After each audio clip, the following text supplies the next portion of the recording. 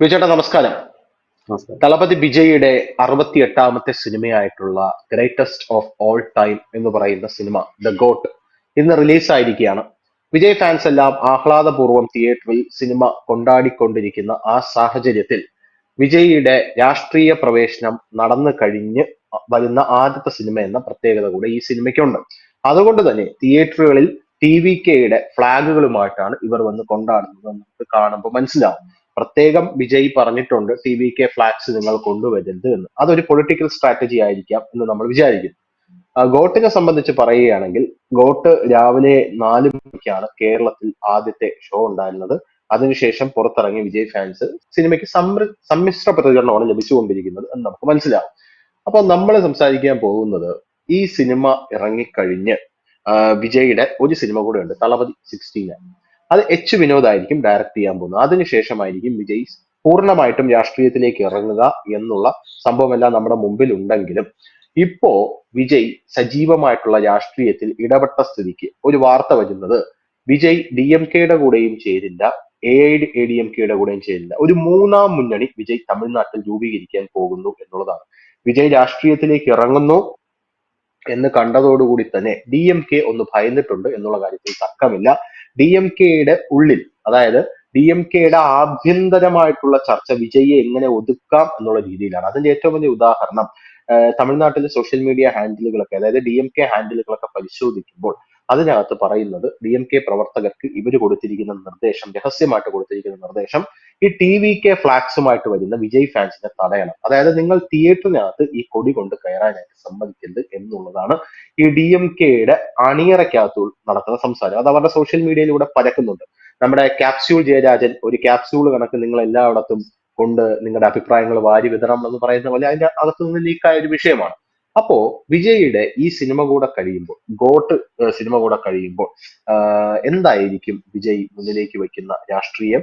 നമ്മൾ ആദ്യമൊക്കെ പറഞ്ഞിരുന്നത് BJPയുടെ കൂടെ എന്തായാലും വിജയ് ചേരില്ല, DMKയുടെ കൂടെ ആയിരിക്കും വിജയുടെ ഒരു ചായ വന്നത്. പക്ഷെ ഇപ്പൊ അങ്ങനെയുമല്ല, ഒരു മൂന്നാം മുന്നണി വിജയ് രൂപീകരിക്കാൻ പോകുന്നു, അല്ലെങ്കിൽ അതിനകത്തേക്കാണ് TVK തമിഴക വെട്ടിക്കഴകത്തിന്റെ പോക്കെന്നാണ് മനസ്സിലാകുന്നത്. അങ്ങനെയാണെങ്കിൽ തമിഴ്നാട്ടിൽ DMK ഉലയുമോ? BJPയുടെ ഗതി എന്താകും? വിജയ് 2026 നിയമസഭാ തെരഞ്ഞെടുപ്പ് ലക്ഷ്യമിട്ടിട്ടാണ് പാർട്ടി രൂപീകരിച്ചിരിക്കുന്നത്. പക്ഷെ അതിന്റെ അതെ. നീക്കങ്ങൾ വളരെ വേഗത്തിലാണെന്ന് പറയേണ്ടി വരും. കാരണം കഴിഞ്ഞ ദിവസം ഉം.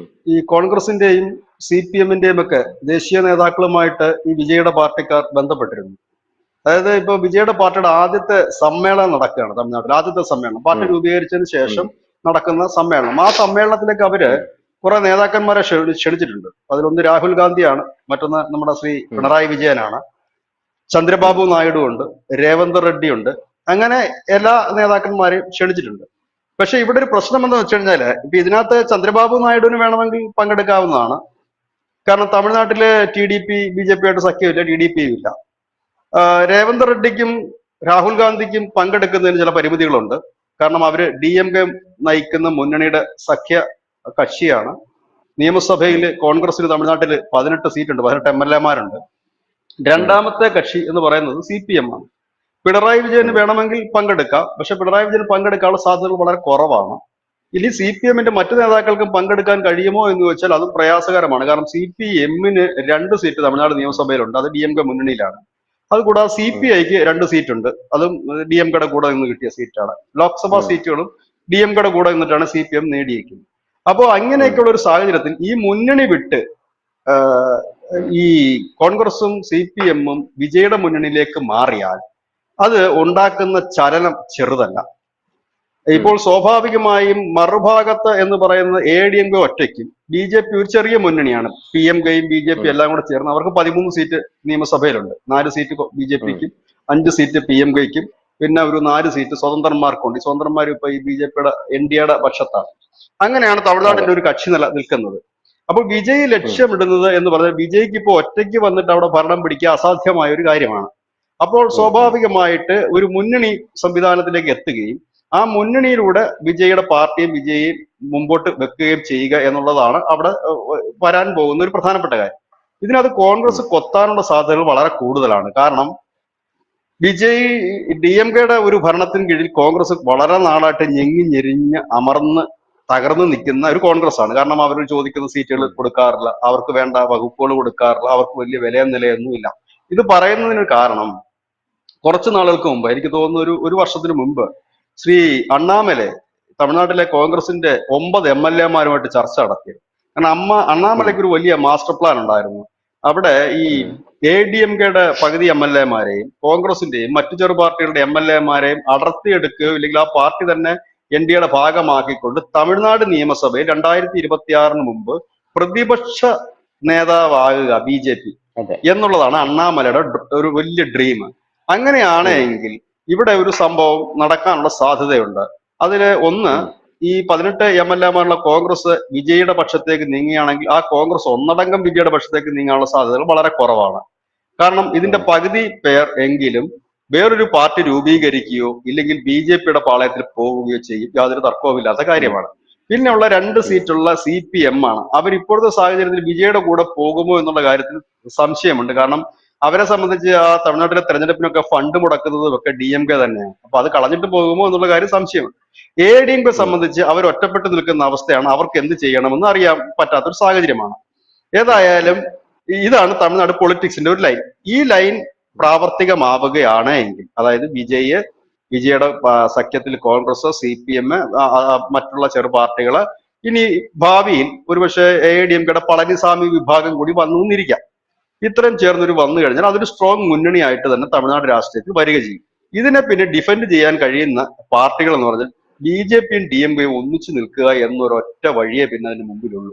ഒരുപക്ഷെ അതിന്റെ ഉം, ഭാഗമായിട്ടായിരിക്കണം ഇപ്പോൾ ഈ കേന്ദ്ര മന്ത്രിമാര് നിരന്തരം ഇപ്പൊ തമിഴ്നാട്ടിൽ വരുന്നുണ്ട്. ഒരു മാസത്തിൽ കുറഞ്ഞത് 1-2 മന്ത്രിമാർ, അത് സഹമന്ത്രിമാരായാലും ക്യാബിനറ്റ് റാങ്കുള്ള മന്ത്രിമാരായാലും ഏതെങ്കിലും ഒക്കെ ഒരു ഫംഗ്ഷനിൽ നിരന്തരം പങ്കെടുക്കുന്ന ഒരു കാഴ്ച നമ്മൾ ഇപ്പൊ കാണുന്നു. അതായത് സ്റ്റാലിന്റെ ഉം, കഴിഞ്ഞ ഒരു ടൈമിൽ നമ്മൾ കാണാത്ത ഒരു കാഴ്ചയാണ് ഇപ്പോൾ നമ്മൾ കാണുന്നത്. ചെറിയ പ്രോഗ്രാമുകൾക്ക് ഉം. പോലും കേന്ദ്രമന്ത്രിമാർ എത്തുകയും വലിയ പദ്ധതികൾ അതെ. പ്രഖ്യാപിക്കുകയും ധനസഹായം നൽകുകയും ഒക്കെ ചെയ്തൊരു കാഴ്ചയുണ്ട്. അതായത് ഈ ഉം, DMK BJP സഖ്യത്തിന് അവരെ സംബന്ധിച്ച് അതിന് വേറെ തടസ്സങ്ങളൊന്നും തന്നെ ഇല്ല. കാരണം അവർ ഒന്നിച്ച് ഭരിച്ചിരുന്നവരാണ്, പുറമെ നിന്ന് ഉം, പിന്തുണ കൊടുത്തിരുന്നവരാണ് ഈ DMK. അവർ തമ്മിൽ നല്ല ഒരു ടേംസിൽ മുമ്പോട്ട് പോയിരുന്നവരുമാണ്. അപ്പോ ഉം, അങ്ങനെ ഇവർക്ക് രണ്ടു കൂട്ടർക്കും പ്രത്യേകിച്ച് നിലപാടോ ഇല്ലെങ്കിൽ ഒരു ബൗണ്ടറിയോ ഒന്നും നിലവിലത്തെ സാഹചര്യത്തിൽ ഇല്ല. അപ്പൊ അവർക്ക് എങ്ങോട്ട് വേണമെങ്കിലും ചാടുകയോ പിന്തുണയ്ക്കുകയോ ഒക്കെ ചെയ്യാം. BJP ഉം, സംബന്ധിച്ച് ഈ ഒരു സാഹചര്യത്തിൽ അവര് തമിഴ്നാട്ടില് അണ്ണാമലൈ നടത്തുന്നത് DMK-ക്കെതിരെയുള്ള വലിയ അഴിമതി ആരോപണമാണ്. അതൊരു വലിയ ഉം, കുരുക്കാക്കിക്കൊണ്ടാണ് അണ്ണാമലൈ മുമ്പോട്ട് പോകുന്നത്. ഈ ഒരു സാഹചര്യത്തിൽ ഉം, BJP സംബന്ധിച്ച് കേന്ദ്രത്തിൽ ഇപ്പോ അവർക്കൊരു സ്ട്രോങ് ഘടകകക്ഷി അനിവാര്യമാണ്. അതായത് ഇപ്പൊ ഉം, TDP-യെയും JDU-വിനെയും ഒക്കെ ഒതുക്കി നിർത്തണമെങ്കിലും ഭീഷണിപ്പെടുത്തി നിർത്തണമെങ്കിലും ഒക്കെ അവരുടെ കയ്യിൽ, അതായത് BJP-യുടെ കയ്യിൽ ഒരു സ്ട്രോങ് ആയിട്ടുള്ള ഒരു ഘടകകക്ഷി ആവശ്യമാണ്. അത് DMK കണക്കൊരു ഉം, പാർട്ടി വന്നാൽ അവരെ നമുക്ക് വിശ്വസിക്കാൻ കൊള്ളാവുന്ന ഒരു പാർട്ടിയാണ്, ഇടയ്ക്ക് കാല് വാരുന്ന ഒരു പാർട്ടിയല്ല. പക്ഷെ ഉം, BJP-ക്ക് കുറെ കാര്യങ്ങൾ ബലി കഴിക്കേണ്ടതായിട്ട് വരും. പക്ഷെ അതിനകത്ത് അവർക്ക് കുറ്റബോധം ഉണ്ടെന്ന് എനിക്ക് തോന്നുന്നില്ല. കാരണം ഈ മഹാരാഷ്ട്രയിൽ അജിത് പവാറിനെ, വലിയ അഴിമതിക്കാരനായ അജിത് പവാറിനെ പിടിച്ചുകൊണ്ട് വന്ന് ഭരണം നടത്തിയവരാണ് അവര്. ജമ്മു കാശ്മീരിൽ മെഹബൂബ മുഫ്തിയുടെ PDP-യുമായി ചേർന്ന് ഭരണം നടത്തിയവരാണ് അവര്. അപ്പോ അതെ. എന്ത് അതെ. പറയുന്നു, ഈ അടുത്ത സമയത്ത് JMM-ന് വന്നവരെ രണ്ട് കൈ നീട്ടി സ്വീകരിച്ചു. JMM ഒക്കെ വലിയ അഴിമതിയാണെന്ന് പറഞ്ഞത് പാർട്ടിയാണ് BJP. അപ്പൊ അവരെയൊക്കെ ഉം, സ്വീകരിച്ചിരുന്ന പാർട്ടി. അപ്പൊ രാഷ്ട്രീയത്തിൽ BJP-ക്കാർ എപ്പോഴും പറയാറുള്ളത് പോലെ ഇവിടെ അൺടച്ചബിലിറ്റി രാഷ്ട്രീയത്തിൽ ഇല്ലെന്നാണ് പറയുന്നത്. അപ്പൊ അങ്ങനെ ഉം, നോക്കുകയാണെങ്കിൽ DMK BJP സഖ്യം വരാനുള്ള സാധ്യതകൾ വളരെ കൂടുതലാണ് വരുന്ന നിയമസഭാ തെരഞ്ഞെടുപ്പിൽ. ഉം, കാരണം നിലവിലത്തെ ഉം, സാഹചര്യത്തിൽ ഈ കോൺഗ്രസും CPM-ഉം ഒക്കെ പോയി കഴിഞ്ഞാല് അവിടെ CPM പോകുമെന്ന് എനിക്ക് ഇപ്പോഴും ഉറപ്പില്ല. ഒരു പക്ഷേ BJP-യുടെ അലയൻസ് വരികയാണെങ്കിൽ CPM ഇപ്പുറത്തേക്ക് ചാടാൻ സാധ്യതയുണ്ട്. പക്ഷെ ഇവിടെ ഉം, നശിച്ചു പോകുന്ന ഒരു പാർട്ടി, ഇല്ല ഇല്ലാതായി പോകുന്ന ഒരു പാർട്ടി ADMK ആകും എന്നുള്ളതാണ് വലിയ ദുഃഖകരമായ ഒരു കാര്യം തന്നെ. കാരണം ഉം, തമിഴ്നാട് രാഷ്ട്രീയത്തിൽ നമ്മൾ കേട്ട് പരിചയിച്ച രണ്ട് പാർട്ടികൾ DMK-യും ADMK-യുമാണ്. ADMK-യുടെ ഒരു പതനം ഇല്ലെങ്കിൽ ADMK പൂർണ്ണമായി ഇല്ലാതാകുന്ന ഒരു തെരഞ്ഞെടുപ്പാകും 2026 നടക്കുക. പക്ഷെ ഇവിടെ ശ്രദ്ധേയമായ ഒരു കാര്യം, വിജയ് വരുന്നതോ ADMK-യുടെ പ്രശ്നമോ അല്ല, BJP ഇവിടെ ഉം. നിർണായകമായ ഒരു റോളിലേക്ക് എത്തിയിരിക്കുന്നു എന്നുള്ളത് തന്നെയാണ് തമിഴ്നാട് രാഷ്ട്രീയത്തിന്റെ ഏറ്റവും വലിയ ഹൈലൈറ്റ്. കാരണം ഈ ലോക്സഭാ അണ്ണാമലൈ തെരഞ്ഞെടുപ്പിൽ ഇപ്പൊ കാണാനില്ലല്ലോ ചേട്ടാ. അണ്ണാമലൈ എവിടെ പോയി? അണ്ണാമല ഓക്സ്ഫോർഡ് യൂണിവേഴ്സിറ്റിയുടെ 3 മാസത്തെ കോഴ്സിനായിട്ട് പോയിരിക്കുകയാണ്. ഈ 3 മാസത്തെ ഉം, കോഴ്സിന്റെ ഇതിന്റെ ചെലവ് വഹിക്കുന്ന സർക്കാരൊന്നുമല്ല, ഓക്സ്ഫോർഡ് യൂണിവേഴ്സിറ്റിയാണ് ഉം, വലിക്കുന്നത്. ഇപ്പൊ അദ്ദേഹത്തിന്റെ സ്ഥാനം ആർക്കും കൊടുത്തിട്ടില്ല. പക്ഷെ പകരം ചാർജ് രാജയ്ക്കാണ് കൊടുത്തിരിക്കുന്നത്.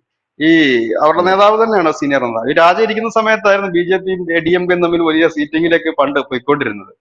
അപ്പം ഉം, ഈ ഉം, ഉം, ഇടനിലക്കാരാണ് ഇപ്പൊ ഒരുപക്ഷെ ഈ ഡി എം കെക്കെതിരെ വാളെടുത്ത അണ്ണാമലെ തൽക്കാലം മാറ്റി നിർത്തിക്കൊണ്ട് അതിനിടയിൽ ചില അണ്ടർസ്റ്റാൻഡിംഗിലേക്ക് പോവുകയാണോ എന്നുള്ളത് കാത്തിരുന്ന് കാണേണ്ടി വരും.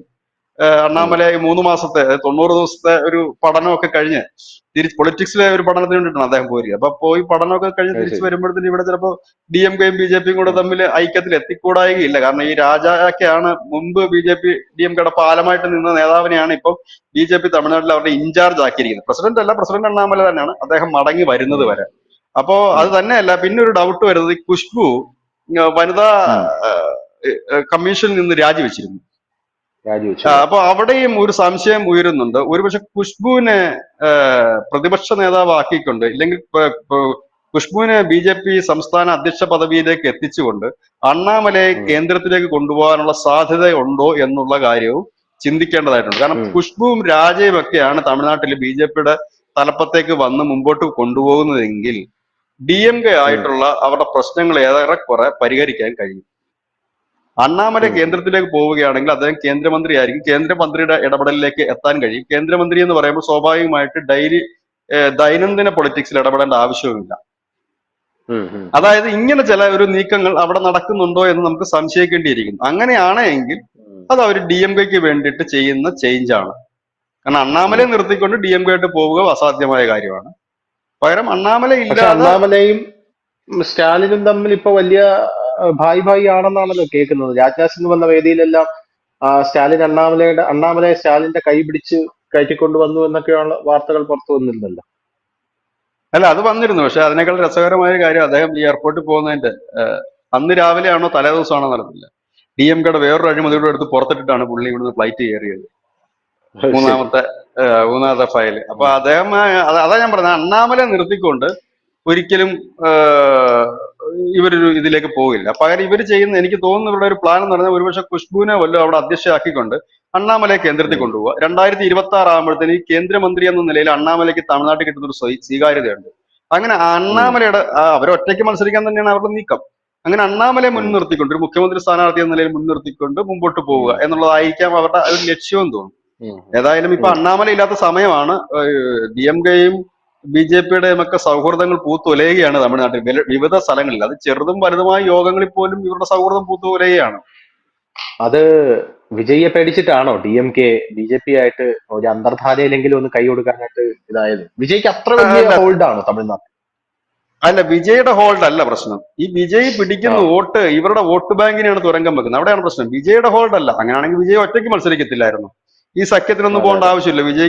വിജയ്ക്ക് ഹോൾഡ് ഉണ്ടെന്ന് വിജയ്ക്ക് തന്നെ മനസ്സിലാകുന്നില്ലല്ലോ. ഉണ്ടായിരുന്നെങ്കിൽ അദ്ദേഹം ഒറ്റയ്ക്ക് വരും. ഉം. ഇവിടുത്തെ പ്രശ്നം എന്ന് വെച്ചാൽ ഈ വിജയ് കടന്നു കയറുന്നത് മുഴുവൻ ഈ ഡി എം കെയുടെ വോട്ട് ബേസിലാണ്. കാരണം ഡി എം കെക്കാർ എന്ത് പറയുന്നു അത് തന്നെയാണ് വിജയും പറയുന്നത്. സാഹോദര്യം, സമത്വം, വിപ്ലവം, ഉം. പിന്നെ വർഗീയത, ഈ തമിഴ് ദേശീയത. സാധനങ്ങളെല്ലാം, ഈ മുദ്രാവാക്യങ്ങൾ, തമിഴ് ദേശീയത, ഇതെല്ലാം ഡി എം കെ പറഞ്ഞുകൊണ്ടിരിക്കുന്ന സാധനത്തിനാണ് അവർ പറയുന്നത്. അപ്പൊ ഉം. സ്വാഭാവികമായിട്ട് ഈ താഴെത്തട്ടിലുള്ള അണികൾ, ഡി എം കെയുടെ അണികൾ സ്വാഭാവികമായിട്ട് ചിന്തിക്കും ഇങ്ങനെ. അത് മാത്രമല്ല, ഈ ഡി എം കെയുടെ വോട്ട് ബാങ്ക് എന്ന് പറഞ്ഞ പരിവർത്തന ക്രിസ്ത്യാനികളാണ്, മതം മാറിയിട്ടുള്ള ഉം. ക്രിസ്ത്യൻസ് ആണ്. അവര് നോക്കുമ്പോഴത്തേനും വിജയ് ക്രിസ്ത്യാനിയാണ്. അതെ. അപ്പോ സ്വാഭാവികമായി ആ വോട്ട് ബാങ്കിൽ വലിയ വിള്ളലുകൾ ഉണ്ടാക്കും. ഈ സ്റ്റാലിനെ പല മണ്ഡലങ്ങളിലും ജയിപ്പിച്ച് വിടുന്ന ക്രിസ്ത്യൻ വോട്ടുകളാണ്, ഈ മതം മാറ്റത്തിലൂടെ വന്ന ക്രിസ്ത്യൻ വോട്ടുകളാണ്. ആ വോട്ടിന്റെ ഒരു വലിയ വിഭാഗം ഉം. വിജയിലേക്ക് പോകാൻ യാതൊരു ബുദ്ധിമുട്ടും ഉണ്ടായില്ല. ഇപ്പോൾ തന്നെ ഉം. അങ്ങനെയുള്ള ഉം. സോഷ്യൽ മീഡിയ ഹാൻഡിലുകൾ ഒരുപാട് വരുന്നുണ്ട്. വിജയ് നമ്മുടെ ആളാണ്, ഇഷ്ടം പോലെ. വിജയ് അങ്ങനെയാണ്, ക്രിസ്തുവുമായിട്ട് അടുത്ത് നിൽക്കുക. അപ്പം വിജയ് ഒരു ക്രിസ്ത്യാനിയാക്കി ഉയർത്തി കാണിച്ചു കഴിഞ്ഞാൽ അതിനകത്ത് ഏറ്റവും വലിയ നഷ്ടം സംഭവിക്കുന്നത് ഡി എം കെക്ക് തന്നെയാണ്. കാരണം എ ഡി എം കെക്ക് ഉം. ക്രിസ്ത്യൻ വോട്ട് കിട്ടാറില്ല, ബി ജെ പിക്ക് പണ്ടേ കിട്ടാറില്ല. അതുകൊണ്ട് അവർക്ക് ആ ടെൻഷൻ ഇല്ല. ഉം. പക്ഷേ ഡി എം കെയെ സംബന്ധിച്ച് അവരുടെ വോട്ട് ബാങ്കില് അത് വലിയ പക്ഷെ വിള്ളൽ വീഴും ഈ ഒരു സാഹചര്യം. ബി ജെ പിക്ക് ഞാൻ കാര്യം ചോദിക്കട്ടെ ബിജേട്ടാ, ബി ജെ പിക്ക് നമ്മുടെ പൊൻ രാധാകൃഷ്ണനൊക്കെ കന്യാകുമാരിയിൽ നിന്ന് മത്സരിച്ചപ്പോ ക്രിസ്ത്യൻ വോട്ട് കിട്ടിയില്ലേ? അല്ല, ആ ഒരു തെരഞ്ഞെടുപ്പിൽ വോട്ട് കിട്ടിയിരുന്നെങ്കിൽ പിന്നീട് അവര് ബ്ലോക്കായിട്ട് നിന്ന് വോട്ട് കുത്തിയാണ് പുള്ളിയെ തോപ്പിക്കുന്നത്. ഉം. ആ ഒരു വിഭാഗത്തിന്റെ വോട്ടിൽ നിന്നാണ് പുള്ളി തോക്കുന്നത്. അങ്ങനെയും കൂടെ ഉണ്ട്. ഉം. ഉം. ഉം. അപ്പോ പക്ഷെ ഇവിടുത്തെ അപ്പുറത്ത് ആ ഒരു സമയത്ത് വിഷയം എന്ന് പറഞ്ഞു ശക്തനായിട്ടുള്ള കഴിഞ്ഞാൽ, ഒരു സ്ഥാനാർത്ഥി ഉണ്ടായിരുന്നു. പൊൻ രാധാകൃഷ്ണന്റെ തോറ്റ ആ സമയത്ത് ശക്തനായിട്ടുള്ള ഒരു സ്ഥാനാർത്ഥി അതെ, ഉണ്ടായിരുന്നു. അതും ഒരു പരിവർത്തന ക്രിസ്ത്യാനിയായിരുന്നു. അല്ല കന്യാകുമാരിയിൽ ഇത്തവണ നിന്ന് മത്സരിച്ചു. നടന്നില്ലല്ലോ അവിടെ. അതെ അതെ. ഇത്തവണ നടന്നില്ല. അപ്പം അങ്ങനെ ഈ ഒരു സാധനമുണ്ട്. അപ്പൊ അവരെ കന്യാകുമാരി സംബന്ധിച്ച് മേഖലയിൽ വിജയ്ക്ക് ഒരു വലിയ സ്വാധീനം ചെലുത്താനായിട്ട് സാധിക്കുമല്ലേ? ഉറപ്പായിട്ടും. കാരണം അവിടെ ആ, മുഴുവൻ ഈ പരിവർത്തന ക്രിസ്ത്യാനികളുടെ ഒരു കൂടാരം ആയിട്ട് ഉള്ള ഒരു ജില്ലയാണ്. നമുക്ക് അങ്ങോട്ട് പോകുമ്പോഴേ നമുക്ക് മനസ്സിലാവും. കാരണം ഒരുപാട് ഇവാഞ്ചലിസ്റ്റിക് ആയിട്ടുള്ള ചർച്ചുകളുടെ പ്രളയമാണ് കന്യാകുമാരി എന്ന് പറയുന്ന ഒരു ജില്ലയിൽ ഏറെക്കുറെ നമുക്ക് കാണാനായിട്ട് സാധിക്കുന്നത്. അപ്പൊ അവിടെ വിജയ്ക്ക് വലിയൊരു അപ്പർ ഹാൻഡ് കിട്ടുമെന്ന് എനിക്ക് തോന്നുന്നു. അല്ല, കന്യാകുമാരി മാത്രമല്ല, ഡിണ്ടിഗൽ ഏരിയ, അതുപോലെ തെക്കൻ തമിഴ്നാട്ടിലെ ഇതിലൊക്കെ തീരദേശങ്ങൾ. വലിയ തീരദേശങ്ങളിൽ ഇതെല്ലാം വിജയുടെ പാർട്ടിക്ക് കയറാൻ കഴിയും. കാരണം ഉം. വിജയുടെ എന്താ പറയുന്ന പിന്നെ ഈ കമ്മ്യൂൺ ഈ മതപരമായ കാര്യങ്ങൾ അത് മാത്രമല്ല, വിജയ് ചില ഈ അടുത്ത കാലത്ത് നടത്തിയ സിനിമയിലെല്ലാം വിജയുടെ നായകന്റെ പേര് ശ്രദ്ധിച്ചാൽ മനസ്സിലായി, എല്ലാം ക്രിസ്ത്യൻ പേരുകളാണ്. ഇത് ഉം. സിനിമയ്ക്കൊരു സ്വാധീനമുണ്ട്, തമിഴ്നാട് രാഷ്ട്രീയത്തിലായാലും ഉണ്ട്. അപ്പോ ക്രിസ്ത്യൻ പേരുകളിലാണ് അദ്ദേഹം വന്നിരിക്കുന്നത്. അപ്പൊ അത് ആ വോട്ടുകൾ എവിടുന്ന് പോകുന്നു എന്ന് വെച്ച് കഴിഞ്ഞാൽ കാലങ്ങളായി DMK കൈവച്ചിരുന്ന വോട്ടുകൾ അതല്ല. അതുകൊണ്ടാണ് ഇപ്പൊ കഴിഞ്ഞ ദിവസം ഒരാഴ്ചക്ക് മുമ്പ് തമിഴ്നാട്ടിൽ ഒരു വലിയ സമ്മേളനം, നിങ്ങളൊക്കെ അത് ചെയ്തിരുന്ന വാർത്തയാണ്. അതായത് മുരുകനെ പ്രകീർത്തിച്ചുകൊണ്ടുള്ള 3 ദിവസത്തെ ഒരു സമ്മേളനം DMK സർക്കാർ നടപ്പാക്കി. അതായത് ലോകം മുഴുവൻ മുരുകൻ എന്നുള്ളതായിരുന്നു അതിന്റെ ക്യാപ്ഷൻ കൊടുത്തിരുന്നത്. അതിൽ പങ്കെടുത്തവർക്കൊക്കെ ഭഗവാന്റെ പ്രസാദമായ പഞ്ചാമൃതം ഉൾപ്പെടെയുള്ളത് കൊടുക്കുകയൊക്കെ ചെയ്തു. അതിനകത്ത് അവർ സർക്കാർ പറയുന്ന കാര്യം എന്തെന്ന് പറഞ്ഞാല്, ഈ ലോകത്ത് ഉള്ള ഉം. എമ്പാട് മലേഷ്യയിലൊക്കെ ഒരുപാട് മുരുക ഭക്തന്മാരുണ്ട്. അപ്പൊ ഈ മുരുക ഉം. ഭക്തന്മാർക്കൊക്കെ ഒന്നിച്ചു കൂടാനുള്ള ഒരു ഇടം, മുരുകനെ കുറിച്ച് കൂടുതൽ അറിയാനുള്ള സിമ്പോസിയങ്ങൾ, സെമിനാറുകൾ, ഫോട്ടോ എക്സിബിഷനുകൾ എല്ലാം നടന്നിരുന്നു. എന്തുകൊണ്ടാണ് ഈ ചുവടുമാറ്റം? ഇതിന് 1 വർഷം മുമ്പാണ് ഈ ഉദയനിധി സ്റ്റാലിൻ പറഞ്ഞത് സനാതനധർമ്മം വൈറസ് സനാതനധർമ്മത്തെ ആണെന്ന് നശിപ്പിക്കണം. ഒഴിക്കണം. ആ പറഞ്ഞവര് നേരെ ഉൾട്ടയായിട്ട് സ്വാമിമാരെയൊക്കെ വിളിച്ചിരുത്തി വലിയ സമ്മേളനം, 1ഉം 2ഉം ദിവസമല്ല, 3 ദിവസത്തെ വലിയ സമ്മേളനം പഴനിയുടെ താഴെ തന്നെ അവർ നടത്തുകയുണ്ടായി. ഇത് വലിയ അതെ അതെ അതെ ചർച്ചയായ ഒരു അതെ വാർത്തയാണ്. അപ്പൊ ഇതിൽ അതെ നിന്ന് അതെ. മനസ്സിലാക്കാൻ കഴിയുന്ന ഒരു സാധനം, അവർക്ക് പതുക്കെ പതുക്കെ അവർ ചേഞ്ച് ചെയ്തു. കാരണം അവര് ഈ എന്താ പറയുന്നത്, അവരുടെ കയ്യിൽ ബേസ് ആയിട്ടുണ്ടായിരുന്ന വോട്ടിലേക്ക് വിജയ് കടന്നു കയറും എന്നുള്ള കാര്യം ഏറെക്കുറെ ഉറപ്പാണ്. അപ്പൊ ബേസ് പോയി. ഇനിയിപ്പോ അതെ ബേസ് പിടിക്കണമെങ്കിൽ എന്ത് ചെയ്യും? ഹിന്ദുത്വത്തിലേക്ക് പോകണം. DMK പെട്ടെന്ന് അതെ. ഹിന്ദുത്വത്തിലേക്ക് പോയ ഹിന്ദുക്കൾ പോലും വിശ്വസിക്കത്തില്ല അവരെ. ആ ഒരു സാഹചര്യത്തിലാണ് അവർക്ക് BJP കണക്ക് ഒരു സഹായം അവർക്ക് ആവശ്യം വരുന്നത്. BJPക്ക് എന്ന് പറഞ്ഞാൽ അതെ പ്യുവർ ഹിന്ദു വോട്ടാണ് BJPയുടെ വോട്ടെന്ന്. അവരുമായി കൂടെ അതെ. നിന്ന് കഴിയുമ്പോൾ എന്താ പറയുന്നത്, കുറച്ചുനാൾ കൂടെ നിന്ന് കഴിയുമ്പോൾ ഈ പുള്ളിയെല്ലാം മാഞ്ഞു പോകും എന്നൊരു ധാരണയിലാണ് ഈ ഉം. നിൽക്കുന്നത്. ഉം. കൂടെ നിന്ന് കുറച്ച് കഴിയുമ്പോഴത്തേനും ഹിന്ദു വിരുദ്ധത പതുക്കെ പതുക്കെ DMKക്ക് മാറി കിട്ടും എന്നുള്ള രീതിയിലാണ്. ഉം. അതിപ്പം BJPക്ക് പിന്തുണ കൊടുത്താലും, കേന്ദ്രത്തിൽ പിന്തുണ കൊടുത്താലും ഈ ഒരു ആംഗിൾ മാറി കിട്ടും. ഉം. പക്ഷെ DMK അങ്ങനെ കണ്ണടച്ച് ഹൈന്ദവ സമൂഹം വിശ്വസിക്കാനും പ്രയാസകരമാണ്. കാരണം അതിനും മാത്രം ദ്രോഹം ഇവർ ചെയ്തു കൂട്ടിയിട്ടുണ്ട് പലപ്പോഴായിട്ട്. ഉം. ഉം. ഉം. ഉം. എന്ത് തന്നെയായിരുന്നാലും വിജയുടെ സിനിമ ഇന്ന് റിലീസായി. ഫാൻസ് എല്ലാം ആഘോഷത്തോടുകൂടിയാണ് ആ സിനിമയെ വരവേൽക്കുന്നത് എന്ന കാര്യത്തിൽ യാതൊരുവിധ തർക്കവുമില്ല. രണ്ടാമത്തെ കാര്യം പറയുകയാണെങ്കിൽ, ആം, ഈ സിനിമയ്ക്ക് ശേഷം എന്താവും വിജയുടെ ഗതി എന്നുള്ളതിനപ്പുറത്തേക്ക് തമിഴ്നാട്ടിൽ വിജയ് രാഷ്ട്രീയത്തിലേക്ക് കാലെടുത്ത് വച്ചപ്പോൾ തന്നെ രാഷ്ട്രീയം ഇളകി മറിയുകയാണ് എന്നുള്ളതാണ് നമ്മൾ മനസ്സിലാക്കേണ്ട ഒരു കാര്യം എന്ന് പറയുന്നത്. കമലഹാസൻ തമിഴ്നാട്ടിൽ മക്കൾ നീതി മയ്യം തുടങ്ങിയപ്പോൾ പോലും ഇത്രയും വലിയൊരു ഇമ്പാക്ട് അവിടെ ഉണ്ടാക്കാൻ സാധിച്ചിട്ടില്ല എന്നുള്ളത് വേറൊരു കാര്യം.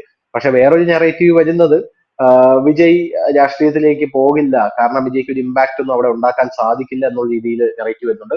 വേറെ കുറെ ആൾക്കാർ പറയുന്നത് വിജയുടെ പാർട്ടിക്ക് ഫണ്ട് ചെയ്യുന്നത് ജിഹാദിസ്റ്റുകളും ഇവാഞ്ചലിസ്റ്റുകളുമാണ് എന്ന് പറയുന്നുണ്ട്. അത്തരത്തിലൊരു ഫണ്ടിങ് വിജയ്ക്ക് പല ഭാഗത്തു നിന്നും വരാനുള്ള വലിയ സാധ്യതയുണ്ട് എന്ന് പറയുന്നുണ്ട്. അങ്ങനെ പല നെറേറ്റീവുകൾ വരുന്നുണ്ട്. എന്തായിരുന്നാലും ഇനി ഒരു സിനിമ കൂടെ, വിനോദിന്റെ ഒരു സിനിമ കൂടെ, തളപതി 69 എന്ന് പറയുന്ന ഒരു സിനിമ കൂടെയാണ് വിജയ് പ്രഖ്യാപിച്ചിരിക്കുന്നത്. ആ സിനിമ കൂടെ കഴിഞ്ഞാൽ 2024 തിരഞ്ഞെടുപ്പിനുള്ള സജീവമായിട്ടുള്ള പ്രവർത്തനങ്ങളിലേക്ക് നടൻ വിജയ് ഇറങ്ങും. ഇതുവരെ പൊളിറ്റിക്കൽ ആയിട്ടുള്ള ഒരു സ്റ്റേറ്റ്മെന്റും വിജയ് നടത്തിയിട്ടില്ല. DMKക്കെതിരെയും ഉദയനിധി സ്റ്റാലിനെതിരെയും ഒന്നും വിജയ് പൊളിറ്റിക്കലായിട്ട് പറഞ്ഞിട്ടില്ല. ഈവൻ കേന്ദ്രത്തിനെതിരെ പറയുമ്പോൾ പോലും വിജയ് ആ ഒരു മിതത്വം പാലിച്ചുകൊണ്ടാണ് പറയുന്നത്. വിജയകാന്തിനെ പോലെ അഴിച്ചു പറഞ്ഞിട്ടില്ല. പിന്നെ ഈ ഗോട്ട് സിനിമയിലെ വേറൊരു റിവ്യൂ അറിയാനായിട്ട് സാധിച്ചത്, സിനിമയിൽ വിജയകാന്തിന്റെ റെഫറൻസ് പല ഭാഗത്ത് പല സ്ഥലങ്ങളിൽ വച്ചിട്ടുണ്ട് എന്നുള്ളതാണ്. അത് വിജയകാന്തിന്റെ പാർട്ടി പ്രവർത്തകരെയും വിജയകാന്തിന്റെ വോട്ട് ബാങ്കും പിടുങ്ങാനാണ് എന്നുള്ളൊരു ആരോപണം എന്ന രീതിയിൽ വലിയ രീതിയിൽ വരുന്നുണ്ട്. എന്തായിരുന്നാലും വിജയ് രാഷ്ട്രീയത്തിലേക്ക് ഇറങ്ങി, തമിഴ്നാട് രാഷ്ട്രീയം കലങ്ങി മറിയുന്നു. 2026 ആവുമ്പോൾ അറിയാം ആരൊക്കെ വീഴും ആരൊക്കെ വാഴും. Okay, thank you Biju. Thank you so much. കൂടുതൽ വാർത്തകളും വിശേഷങ്ങളും നിങ്ങളിലേക്ക് എത്താൻ ABC മലയാളം സബ്സ്ക്രൈബ് ചെയ്യുക, ബെൽബട്ടനും അമർത്തുക.